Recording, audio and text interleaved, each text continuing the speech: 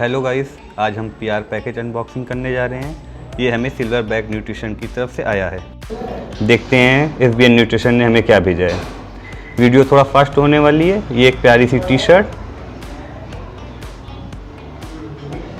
ये वे chocolate flavour में और ये वे मैंगो फ्लेवर में, ये पीनट बटर मैंगो फ्लेवर में और ये peanut butter almond chocolate flavour में, और ये साथ में एक शेकर भी। Thank you silver bag nutrition और ये प्रोडक्ट के साथ एक सेल्फी।